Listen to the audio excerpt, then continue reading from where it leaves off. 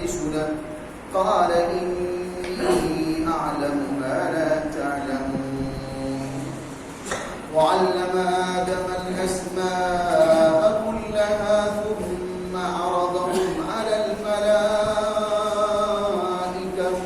فقال أنبئوني بأسماء هؤلاء إن كنتم صادقين قالوا سبحانك لا علم لنا إلا ما علمتنا إنك أنت العليم الحكيم.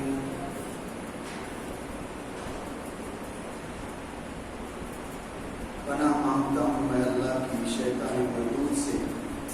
شروع کرتا ہوں اللہ کا نام لے کر جو بے حد مہربان اور رحم کرنے والا ہے،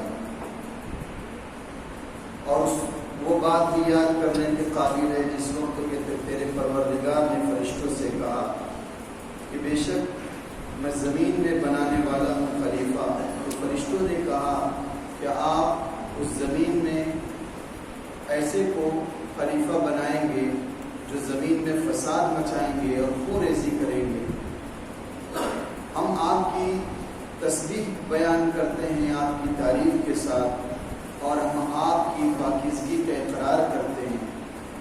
تو اللہ تبارک و تعالیٰ نے کہا بے شک میں وہ تمام باتیں جانتا ہوں جو تم نہیں جانتے ہو. معزز حاضرین مجلس اور پردہ نشین خواتین عموماً، یہ سورۃ البقرہ کی 4 رکوعات اور رکوع کی شروعات ہے. اس کی پہلی آیت اور اس کے بعد دوسری آیت کا ترجمہ آپ کے سامنے پیش کیا گیا. اس 4 رکوع کا تیسری رکوع سے کیا جوڑ ہے؟ دیکھیے، تیسری رکوع میں اللہ تبارک و تعالیٰ نے 3 طریقے کے انسانوں کا ذکر کیا گیا ہے. اللہ تبارک و تعالیٰ نے شروع آیت میں ذکر کیا تھا مومنین کے بارے میں اور ان کی صفات کے بارے میں، اور اللہ رب العزت نے ان پر اپنی نعمتیں جتائی تھی. پھر اس کے بعد اللہ رب العزت نے آگے ذکر کیا ہے منافقین کا تذکرہ.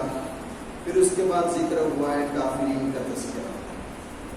تیسری رکوع میں اللہ تبارک و تعالیٰ نے قرآن کریم کے 4 بنیادی مسائل کا بھی ذکر کیا تھا، یعنی توحید، رسالت، قرآن پر ایمان اور قیامت کا ذکر. اس کو ذکر کیا تھا. اس کے بعد اللہ رب العزت نے قرآن میں شک کرنے والوں کی تردید فرمائی. پھر اللہ رب العزت نے اپنی اعلیٰ صفات کو ذکر فرمایا. اللہ رب العزت نے ان صفات، ان نعمتوں کا بھی ذکر فرمایا جو بطور خاص اللہ رب العزت نے انسانوں پر کیے تھے. اور نعمتیں 2 قسم کی ہوتی ہے. ایک نعمت سوری ہوتی ہے جس کو ہم مادی نعمت کا بھی نام دے سکتے ہیں. سوری نعمت اس کو کہیں گے جسے ہم محسوس کرتے ہیں، یعنی کھانا پینا، روپیہ پیسہ، مکان، جائیداد، اور یہ زمین اور آسمان، اور اس زمین و آسمان کے درمیان کی جتنی بھی چیزیں ہیں اللہ رب العزت نے پیدا کی ہے، ان تمام کا ذکر اللہ رب العزت نے پیدا کیا ہے. جیسے تیسری رکوع میں پانی کا ذکر ہوا کہ اللہ رب العزت نے تمہارے لیے پانی کو نکالا زمین سے، تم اس کے ذریعے سے کھیتیوں کو اگاتے ہو، وہ کھیتیاں تمہارے لیے رزق کا اور روزی کا ذریعہ بنتی ہے. اللہ رب العزت نے ان نعمتوں کا ذکر کیا. یہ تمام نعمتوں کا جو ذکر کیا اللہ تبارک و تعالیٰ نے بطور خاص انسانوں کے لیے ذکر کیا ہے. پھر اللہ رب العزت نے دوسری نعمت کا جو ذکر کیا ہے وہ جو نعمتیں ہیں وہ معنوی نعمت ہے، جس کو ہم روحانی نعمت کا نام دے سکتے ہیں، جس کا ذکر سورہ بقرہ کی 4 رکوع کے شروع کے اندر ہے. جس کو ہم کہہ سکتے ہیں وہ معنوی نعمت یا روحانی نعمت کون سی ہے؟ جسے ہم نام دے سکتے ہیں عزت کا، آبرو کا، جسے ہم نام دے سکتے ہیں خوشی کا، جس کو ہم کہہ سکتے ہیں علم و فخر کے ذریعے سے. حضرت آدم علیہ السلام کو اللہ تبارک و تعالیٰ نے علم کی دولت سے سرفراز فرمایا، یہ ایک نعمت تھی. اور فرشتوں سے سجدہ کرا کر اللہ رب العزت نے حضرت آدم کو عزت بخشی، یہ ایک طریقے کی نعمت ہے۔ اسی طریقے سے انسانوں کو اللہ رب العزت نے آدم کی اولاد میں سے بنایا اور اس پر فخر ہونے کا انسان کو شرف حاصل ہے، تو یہ بھی ایک بہت بڑی نعمت ہے۔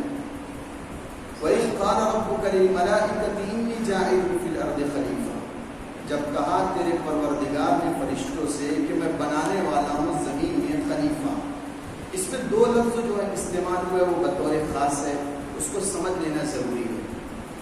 ملائکہ یہ ملک کی جمع ہے، فرشتے کے معنی میں استعمال ہوتا ہے، اور یہ لفظ علوق سے بنا ہے، اور یہ ملائکہ جو علوق سے بنا ہے اس کے معنی ہوتے ہیں پیغام پہنچانا، اور اللہ کے جو خاص فرشتے ہیں وہ اللہ تبارک و تعالیٰ کی طرف سے پیغام لے کر آتے ہیں اور اللہ کے نبیوں اور رسولوں تک پہنچا دیتے ہیں، یہ ان کا کام ہوتا ہے۔ یہ فرشتے جو ہوتے ہیں وہ نوری مخلوق ہے، وہ گناہوں سے پاک ہوتے ہیں اور یہ اللہ کی نافرمانی نہیں کرتے، کیونکہ قرآن مجید میں ان کے بارے میں اللہ رب العزت نے فرمایا لا یعصون اللہ ما امرهم ویفعلون ما یؤمرون، اللہ رب العزت نے جو ان کو حکم دیا ہے اس میں اللہ رب العزت کے حکموں کی نافرمانی نہیں کرتے ہیں اور پورا حکم کو ادا کرتے ہیں، اور وہی کرتے ہیں جس کا اللہ رب العزت نے ان کو حکم دیا ہے۔ جیسے مسلم شریف کی روایت ہے، حضرت عائشہ رضی اللہ تعالیٰ عنہ بیان کرتی ہیں خلقت الملائکۃ من نور، کہ فرشتوں کو جو پیدا کیا گیا نور سے پیدا کیا گیا، لیکن دیکھیے یہ وہ نور نہیں ہے، یہ وہ نور نہیں ہے جس کا اللہ رب العزت نے قرآن میں ذکر کیا، جو اللہ رب العزت کا ایک صفاتی نام ہے، اللہ نور السماوات والارض، آسمان و زمین اللہ کا نور ہے، وہ نور سے پیدا نہیں ہوئے۔ یہ صفت جو ہے صفت نور اللہ رب العزت کی، وہ اللہ ہی تعالیٰ کے لیے خاص ہے، اس سے کوئی شے نہیں نکلی ہے، اور جو نور سے اللہ تبارک و تعالیٰ نے فرشتوں کو پیدا کیا وہ ایک مخلوق ہے، جس طریقے سے زمین مٹی مخلوق ہے، اس سے انسان کی پیدائش ہوئی، تو اسی طریقے سے نور بھی ایک مخلوق ہے، جس طریقے سے آگ مخلوق ہے جس سے جنات و شیاطین پیدا ہوئے، تو یہ نور بھی اللہ رب العزت کی ایک مخلوق ہے۔ تو اللہ رب العزت کا نور نہیں مراد ہے یہاں پر جو ہم سمجھتے ہیں کہ وہ نور مراد ہے۔ یہ فرشتے جو ہوتے ہیں نہ کھاتے ہیں نہ پیتے ہیں نہ سوتے ہیں، اور نہ ان کے اندر نفسانی خواہشات ہوتی ہیں، جیسے انسانوں کی جو خواہشات ہوتی ہے وہ اس سے پاک ہوتے ہیں۔ ان کا کام کیا کرنا ہے؟ اللہ رب العزت نے جس فرشتے کو جس کام کے لیے پیدا کیا ہے وہ شروع سے لے کر آخر تک اسی کام میں لگا ہوا ہے اور اپنی ڈیوٹی کو انجام دے رہا ہے، اور اللہ رب العزت کی حمد و ثنا بیان کرتے ہیں۔ کیا بیان کرتے ہیں اپنی عبادت کے اندر؟ سبحان اللہ و بحمدہ، کوئی اللہ کے سامنے قیام کی حالت میں اور سبحان اللہ و بحمدہ کہہ رہا ہے، کوئی اسی طریقے سے رکوع کی حالت میں ہے سبحان اللہ و بحمدہ کہہ رہا ہے، کوئی سجدے کی حالت میں ہے وہ بھی سبحان اللہ و بحمدہ کا ذکر اس کی زبان پر ہے۔ مسلم شریف کی روایت ہے کہ فخر دو عالم صلی اللہ علیہ وسلم سے صحابہ نے پوچھا کہ کون سا کلام افضل ہے، یعنی کون سی تسبیح افضل ہے، تو آپ صلی اللہ علیہ وسلم نے فرمایا وہ جو اللہ تبارک و تعالیٰ نے اپنے فرشتوں کے لیے اختیار فرمائی، اور وہ کون سی تسبیح ہے؟ وہ ہے سبحان اللہ و بحمدہ، یہ تسبیح اللہ رب العزت نے فرشتوں کے لیے مقرر فرمائی ہے۔ اس حدیث کے جو راوی حضرت ابو ذر وہ کہتے ہیں یہ کلمات سبحان اللہ و بحمدہ کے یہ مخلوق کے حق میں رحمت کا باعث ہے، رحمت کا ذریعہ ہے، اور اسی کے ذریعے سے مخلوق کو روزی ملتی ہے۔ پھر اللہ رب العزت نے فرشتوں کو مختلف درجات میں پیدا فرمایا، کوئی بہت افضل فرشتے ہیں، کوئی کم درجے کے، پھر اس سے کم درجے کے، اور مختلف امور ان کے ذمے سونپے گئے، مختلف درجات ہیں۔ حضرت شاہ ولی اللہ محدث دہلوی فرماتے ہیں کہ فرشتوں میں سب سے جو اعلیٰ درجے کے جو فرشتے ہوتے ہیں وہ ملائے اعلیٰ کے فرشتے ہوتے ہیں، اور ملائے اعلیٰ کے فرشتے کون ہیں؟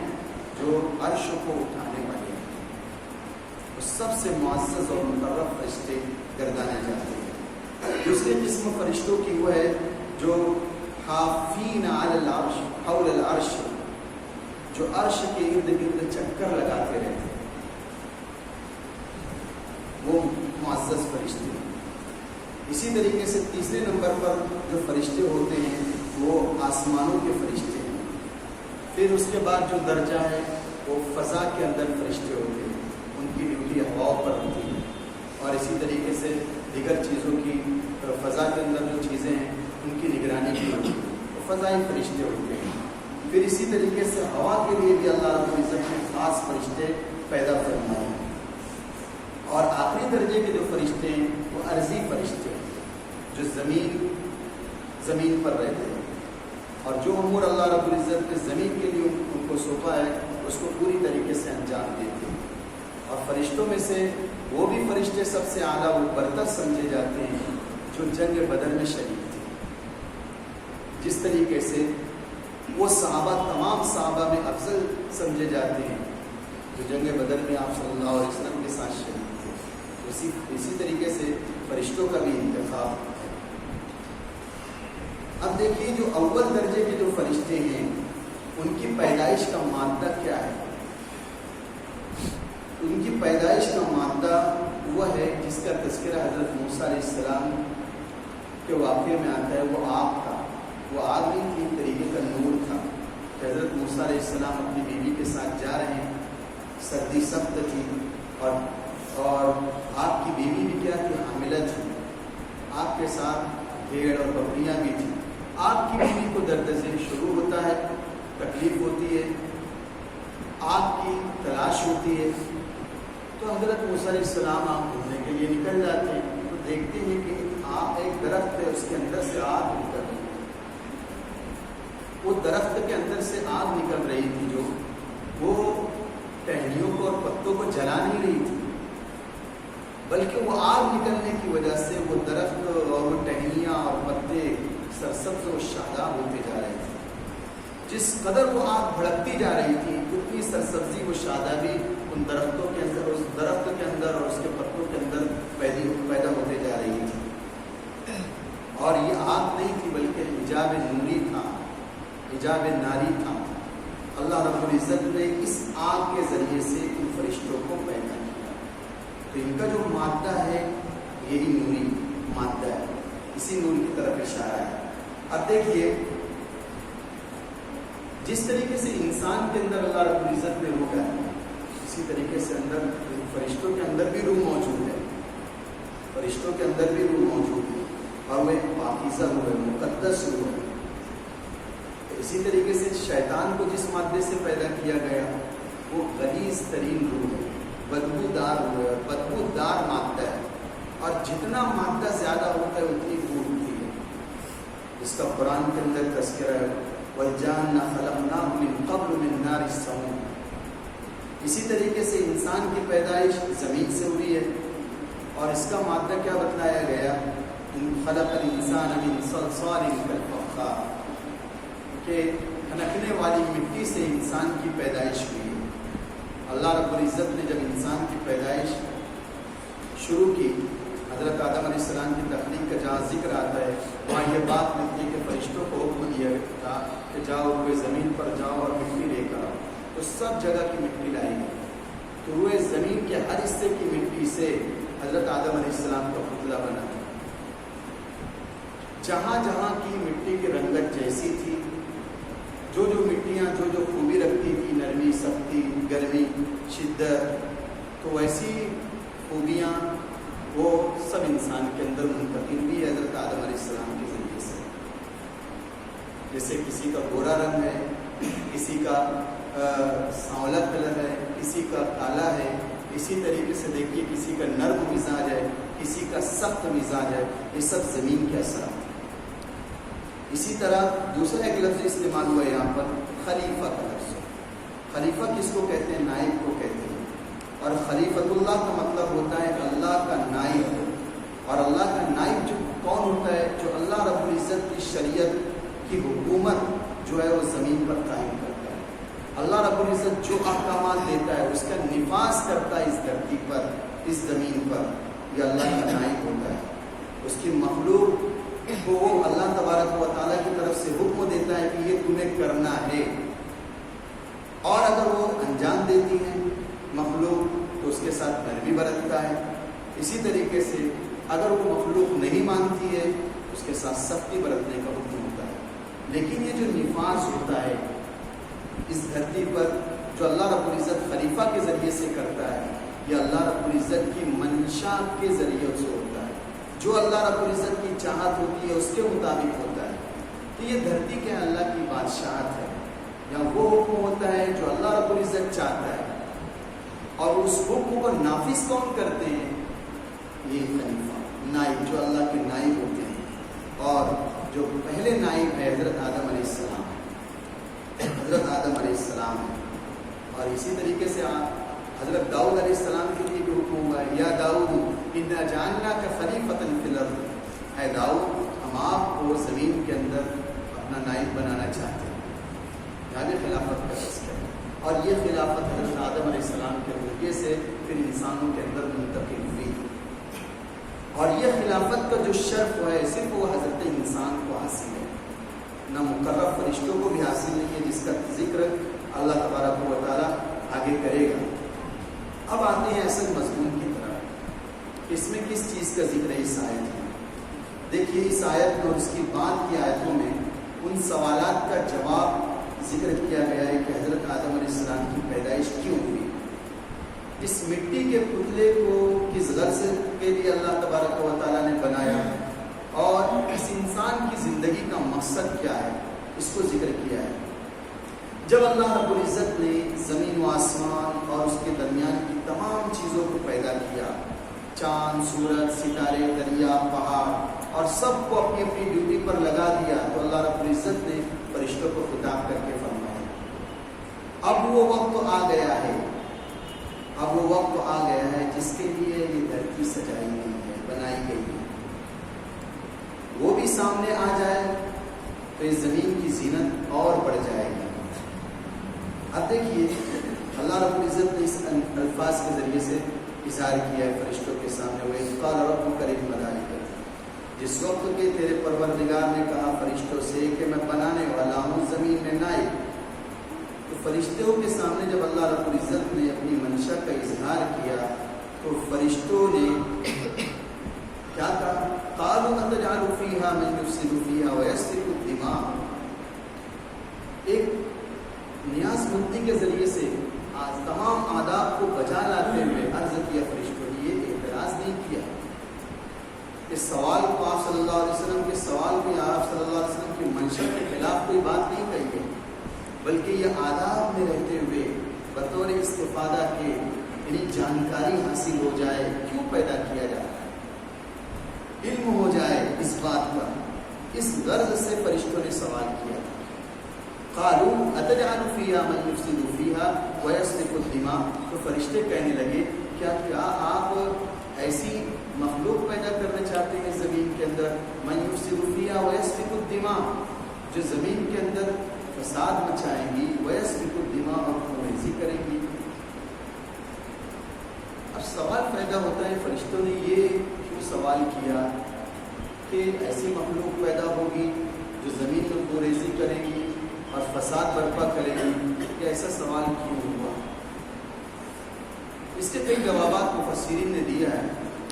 پہلا تو جواب یہ ہے کہ جو مقربین فرشتے ہیں انہوں نے لوح محفوظ کے ذریعے سے جان لیا تھا کہ ایک وقت آئے گا کہ اللہ رب العزت نے ایسی مخلوق کو پیدا کرنا ہے اور ان کی یہ صفات ہوگی.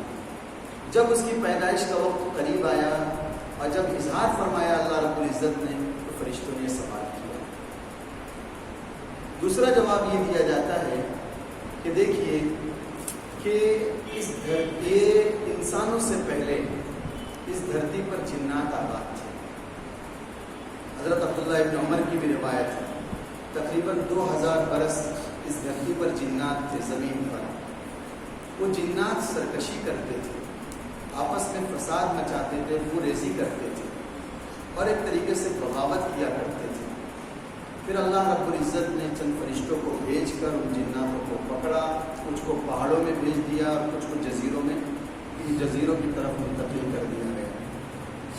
تو ان کو دیکھ کر یہ سوال پیدا ہوا کہ دیکھو ایک مخلوق نیچے بھیجی گئی تھی، انہوں نے ایسا کیا تو یہ بھی مخلوق اس طریقے سے کرے گی، زمین کے اندر فساد مچائیں گی اور پوریزی کرے گی۔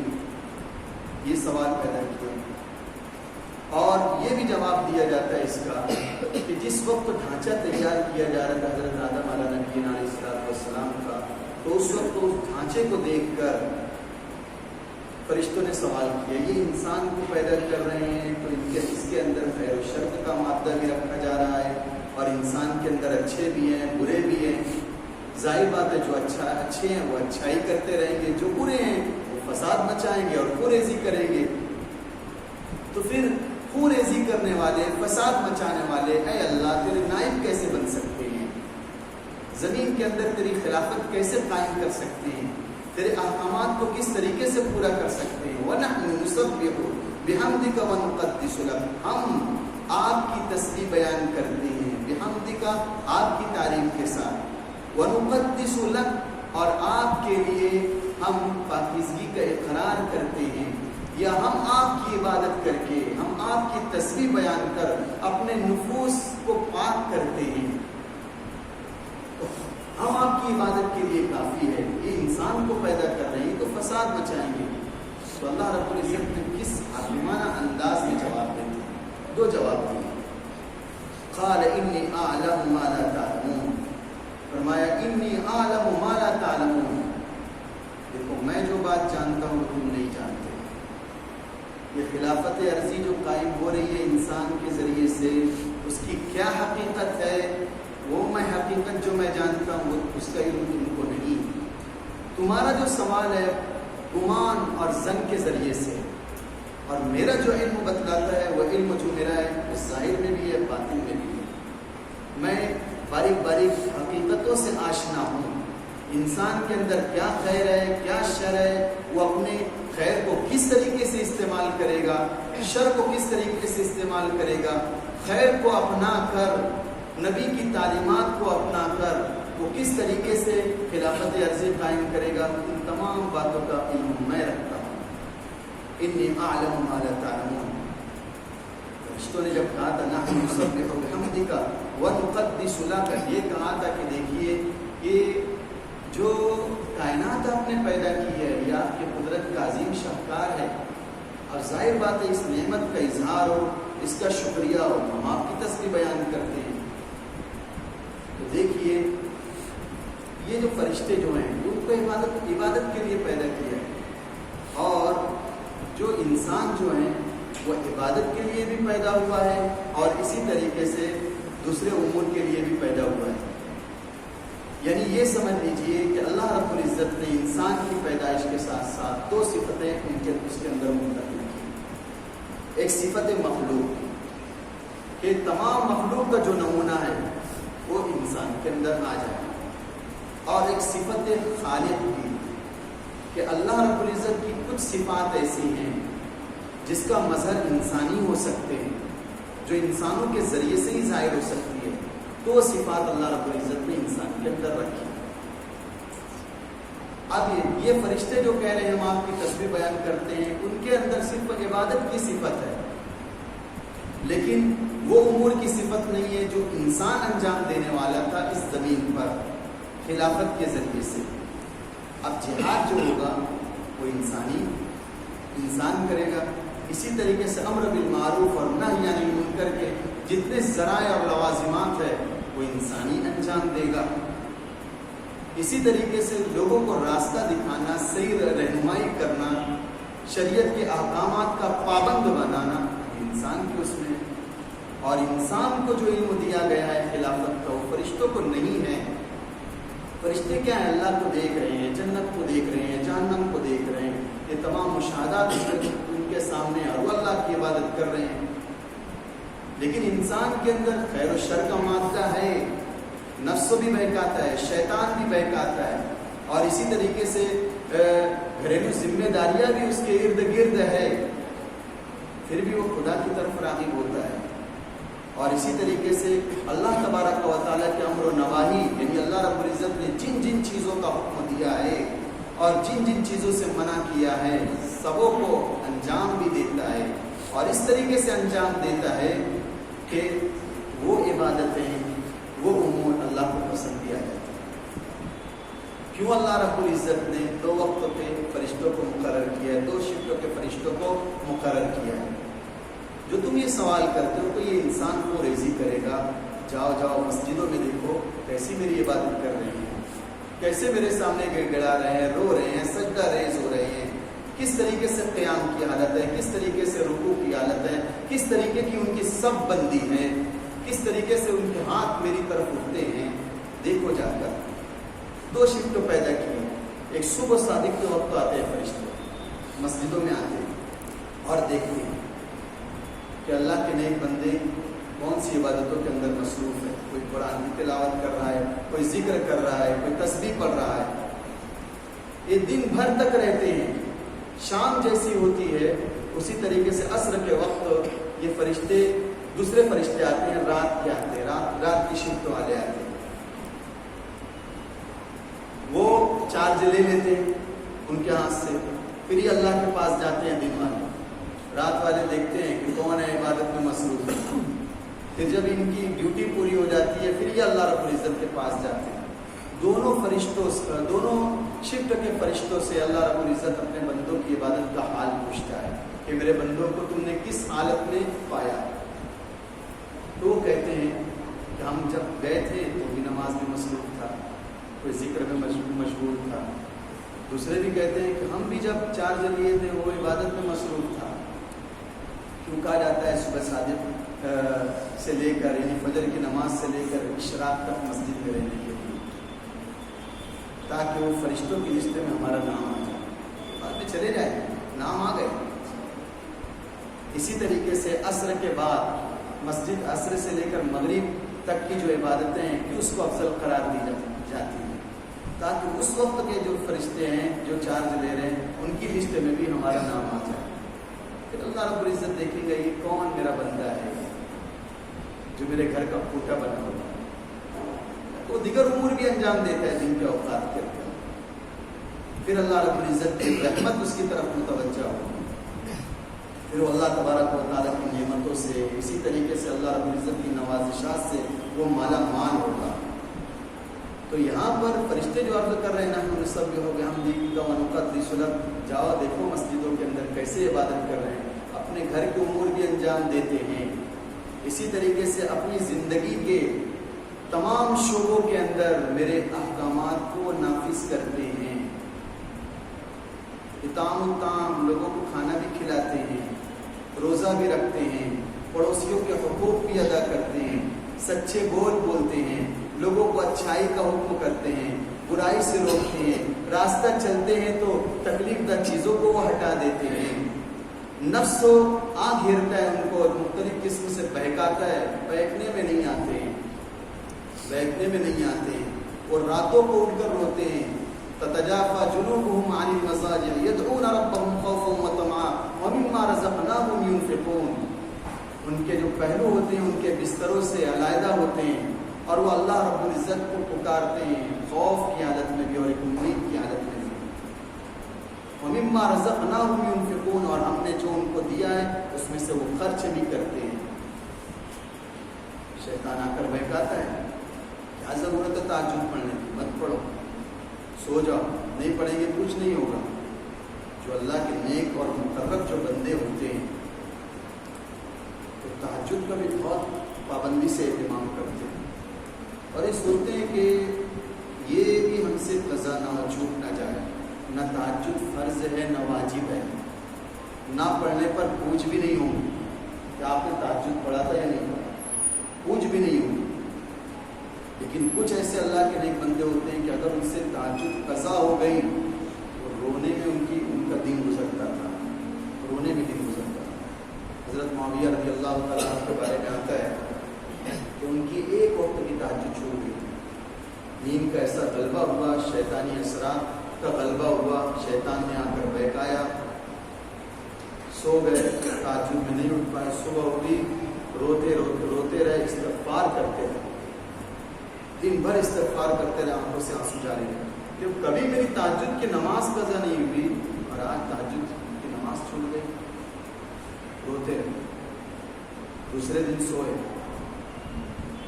تو تہجد کا جب وقت ہوا تو ان کی انگلی پکڑ کر کسی نے اٹھایا, اٹھ جاؤ تہجد کا وقت ہو چکا ہے. جیسی آنکھ کھلی, یہ اجنبی میرے اپنے گھر کے اندر, یہ کیسے آپ گھسا, ہاتھ پکڑ لیا اور بتلایا سچ بتلانا کون ہو اور یہاں کیسے آ گئے. کہا میں کہہ رہا ہوں چاہیے تہجد کا وقت ہو, نہیں بتلائیے, چھوڑوں گا نہیں, میں چھوڑوں گا نہیں. کہا میں شیطان تم کو تہجد کے لیے اٹھانے آیا. تیرے اندر خیر خائی کب سے آ گئی, اس طریقے کا جذبہ تیرے اندر کیسے پیدا ہو گیا کہ تو انسانوں کو اچھی راہ دکھلانے لگا اور مجھ کو تہجد کے لیے اٹھانے آنے لگا. تو بتلایا نہیں اس نے کیوں آیا ہوں.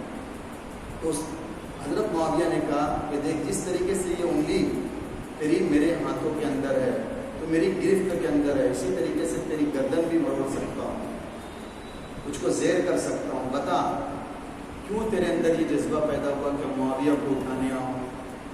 کہا کل کے جو اثرات تھے میری وجہ سے تھے, جو نیند کا جو غلبہ آپ پر ہوا تھا وہ میری وجہ سے ہوا تھا, میں ہی ڈالا تھا. جب صبح ہوئی تو ایک تہجد قضا ہوئی تو آپ اتنا روئے اور بار بار استغفار کر رہے ہیں اس قضا پر. اور آپ کے بار بار استغفار کرنے پر ان آنسوؤں کی جو لڑی آپ کی آنکھوں سے جاری تھی, آپ کو معلوم ہے کتنا درجہ آپ کا بلند ہو چکا ہے, آپ اللہ کے کتنے قریب ہو گئے ہیں. تو میں نے سوچا ایک تہجد سے کچھ درجہ بلند ہوگا تو اٹھا دیتا ہوں, تو رونا نہ, کل کا رونا اور استغفار کرنا تو نہیں ہوگا دوسرے لیے, اسی لیے میں اٹھانے آ گیا. تو دیکھو, جب بندوں کی عبادت اگر پسند آ جاتی ہے اللہ رب العزت کو, شیطان بھی دیکھنے لگتا ہے کہ کس طریقے سے میں بہکا ہوں, لیکن بندے کو بھی اس جگہ ہوشیار ہو جانا چاہیے.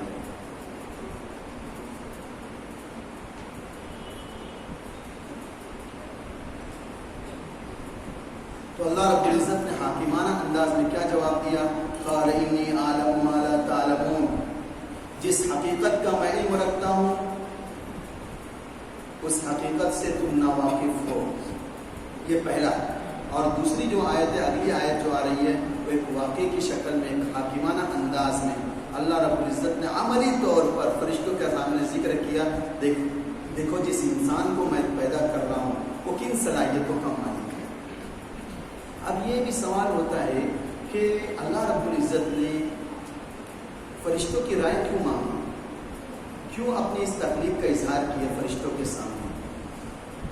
کیا بطور مشورہ کا تھا یا اظہار کرنا کیا منشا تھا کہ میں ایسے فرشتوں سے کہا کہ میں پیدا کرنے والا ہوں زمین میں اپنا نائب, تو فرشتوں کے سامنے بات کرنا اور اظہار کرنا کیا معنی رکھتا ہے.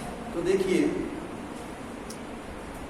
اللہ رب العزت تو کسی سے مشورہ نہیں لیتا ہے, وہ حاکم اختیار ہے, وہ تنہا تنہا ہے, اپنے فیصلے میں خود مختار ہے. فیصلوں کو مشوروں کی اس کو ضرورت ہوتی ہے جو اپنی علم و بصیرت کے اندر کم درجے کا ہوتا ہے, وہ مشورہ لیتا ہے. اسی طریقے سے فرشتے کوئی اختیار بھی نہیں رکھتے ہیں کہ سب کی رائے لینا ضروری ہے, کسی کی رائے خلاف ہو جائے گی تو پھر اس کے بعد اس پر عمل کیا جائے گا. نہیں, یہ بھی چیز نہیں ہے. جیسے پارلیمنٹ کے اندر اس طریقے سے ہوتا ہے, یہ بھی چیز نہیں ہے. پھر اس طریقے سے اللہ رب العزت اپنی رائے کا اظہار کر رہا ہے فرشتوں کے سامنے, یہ کیا معنی رکھتا ہے. تو دیکھیے اللہ رب العزت نے تعلیم مشورہ دیا ہے, مشورے کی صورت ذکر کی ہے. اللہ رب العزت نے مشورے کی صورت ذکر کی ہے. دیکھو اہم, یہ امت کو تعلیم کی دراصل, یہ انسانوں کو تعلیم ہے, اپنے اہم امور کے اندر مشورہ لینا چاہیے. اور یہی تعلیم اللہ کی طرف سے آپ صلی اللہ علیہ وسلم کو بھی ملی تھی, اور آپ صلی اللہ علیہ وسلم بھی صحابہ کرام سے مشورہ لیا کرتے تھے. جنگ پر کہیں جانا ہے سبوں کو جمع کر لیتے تھے اور مشورہ لیا کرتے تھے، کیا کہتے ہو اس بارے کے اندر. پھر الگ مختلف صحابہ کرام کی رائے آتی تھی کہ جو اکثر رائے کے اوپر فیصلے ہوتے تھے. کبھی کبھی ایسا ہوتا تھا حضرت عمر جو رائے ہوتی تھی وہی موافقت میں اللہ رب العزت کی طرف سے وہی کیا جاتا تھا، ایسا بھی ہوتا تھا. تو یہ تعلیم مشورہ ہے اور مشورہ بہت اہم چیز ہے. اس لیے اپنی نجی زندگی میں اسی طریقے سے اپنی عبادت کی جو لائف ہوتی ہے، زندگی گزارنے کا کیا طریقہ ہے مذہب کے مطابق، شریعت کے مطابق، اس سے بھی بڑوں سے مشورہ لینا چاہیے کہ کون سے وقت کون سی عبادت میرے لیے سود مند رہے گی، فائدہ مند رہے گی، وہ بڑوں سے پوچھنا چاہیے. اسی طریقے سے گھر کا بڑا اپنے چھوٹوں سے مشورہ لے کہ کیا کام کرنا ہے. ایسا نہیں میں بڑا ہوں، میں جو بولوں وہ ہوگا، پھر وہی ہوگا. دیکھیے جو بگاڑ پیدا ہوگا گھر کے اندر. اور ہوتا ہے سب کچھ باپ بناتا ہے. جب بیٹا کچھ تعلیم یافتہ ہو جاتا ہے، سوجھ بوجھ رکھنے لگتا ہے، سمجھتا ہے کہ میری وجہ سے یہ سب چل رہا ہے، میں جو بولوں گا میرے باپ کو بھی ماننا پڑے گا. وہ نہیں جانتا ہے کہ جو میرا باپ تجربہ رکھتا ہے وہ میں نہیں رکھتا ہوں. اور اسی لیے حدیث پاک میں آتا ہے المستشار مؤتمن، جس سے مشورہ لیا جائے وہ امانت دار ہوتا ہے. جو چیز کا بھی مشورہ لیا جائے، جس سے بھی مشورہ لیا جائے، بس امانت کے طور پر بھول جائے کہ یہ اس کو میں نے مشورہ دیا ہے، کیا دیا ہے، اس کا ذکر لوگوں کے سامنے نہ کرے کہ فلاں شخص آیا تھا، یہ مجھ سے یہ کہہ رہا تھا، میں نے اس کو یہ مشورہ دیا ہے. کاروبار کا مشورہ ہے تو اس کے بارے میں سب سے اچھا طریقہ جو ہے وہ علماء سے رجوع ہونا چاہیے. میں یہ کاروبار کر رہا ہوں، یہ طریقہ حلال ہے یا حرام ہے، اس میں کہیں غبن تو نہیں، اس میں کسی طریقے کی دھوکہ دہی تو نہیں ہے. وہ علماء کے سامنے رکھے، وہ پوچھے، اور نہیں تو پھر اللہ رب العزت سے استخارہ کر لے. استخارہ کرنے کا عمل بھی بتلایا گیا. جب کوئی کسی کے سے مشورہ لے تو جس سے مشورہ طلب کیا جا رہا ہے وہ یہ دعا پڑھے، اللہم الہمنی رشدی واعذنی من شر نفسی. اے اللہ مجھے صحیح بات کی رہنمائی عطا فرما اور مجھ کو شیطان کے شر سے میری حفاظت فرما. یہ دعا پڑھے. پھر اللہ رب العزت اس بندے کے حق میں جو مشورہ لینے آیا ہے جو خیر ہوگی اس کے دل میں ڈال دے گا. یہ سوچے گا بھی نہیں اور وہ اس کے لیے خیر ہوگا. اور اسی لیے کوئی کام کرنا ہے، ارجنٹ کرنا ہے، ارجنٹ کرنا ہے، اب مشورہ لینا ہے لیکن اللہ تبارک و تعالیٰ سے لینا ہے. تو مولانا تقی صاحب عثمانی نے لکھا ہے اللہم اغفر لی واغفر لی. یہ دعا ہے وہ پڑھ لے 7 مرتبہ اللہ، اور پھر وہ اس کام کو انجام دے. خیر ہوگی تو ہو جائے گا، شر ہوگا تو دور ہو جائے گا. تو آگے جو اللہ رب العزت نے جو دوسرا جواب دیا ہے انشاءاللہ آئندہ ہفتے میں بیان کیا جائے گا. بسم اللہ الرحمن الرحیم. وزینة عرشی وحدہ البرکات. اللهم لا تشركنا عليك ربنا أثنيت على نفسي يا حي يا قيوم برحمتك أستغيث فاصرف شأننا كله ولا تكلنا إلى أنفسنا طرفة عين. الا مسابقنا وبما فرما، الا سیئات کو حسنات سے مبدل فرما. الا ہماری زندگیوں کے اندر خیر و برکت نصیب فرما، عزتوں کے اندر برکت نصیب فرما، علم کے اندر برکت نصیب فرما، عمل کے اندر برکت نصیب فرما، صحت کے اندر برکت نصیب فرما، روزی کے اندر برکت نصیب فرما، عفت و پاک دامنی کے اندر برکت نصیب فرما، حیا کے اندر برکت نصیب فرما. اے اللہ قدم قدم پر ہماری رہنمائی فرما. اے اللہ اپنی آشنائی نصیب فرما. اے اللہ شریعت کے علوم سے ہم کو واقف کرا دے، آشنا کرا دے، اور اے اللہ اس پر صحیح طریقے سے عمل کرنے کی توفیق عطا فرما دے. اے اللہ جو مقروض ہے ان کے قرض کی ادائیگی کے غیر سے فیصلے فرما. اللہ غیر سے مدد و نصرت فرما. اے اللہ جو پریشان آ رہے ہیں، اے اللہ جو پریشانیوں سے دوچار ہیں ان کی پریشانیوں کو دور فرما.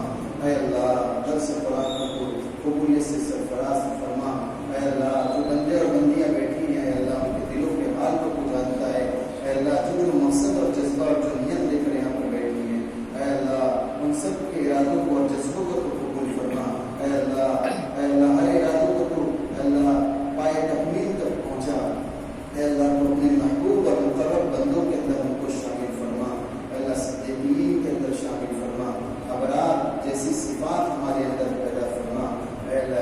ساتھ اے اللہ علم نافع عطا فرما، اے اللہ زبان پر سچائی کا بول جاری کر دے، اے اللہ آنکھوں کے اندر حیا پیدا فرما دے، اے اللہ دل کے اندر تیرا خوف تیری خشیت پیدا فرما دے، اے اللہ راتوں کو اٹھ کر تیرے سامنے رونے والا بنا دے، تیرے سامنے گڑگڑانے والا بنا دے، تجھ ہی سے مانگنے والا بنا دے، اے اللہ یہ پیشانی جھکے تو آپ ہی کے سامنے جھکے، اے اللہ یہ زبان گویا ہو تو آپ ہی کے سامنے گویا ہو، یہ ہاتھ اٹھے تو آپ ہی کے سامنے اٹھے، اے اللہ ہم کو ایمان کی مضبوطی نصیب فرما، اے اللہ ایمان کی مضبوطی نصیب فرما، ایمان کا حسن اے اللہ ہمارے اعضاء و جوارح سے جاری فرما دے، اے اللہ ہم سب کو دین کے اعتبار سے قبول فرما لے، دنیا ہم سب کے لیے آسان فرما دے، وصلی اللہ علیہ وسلم کریم وعلی آلہ وصحبہ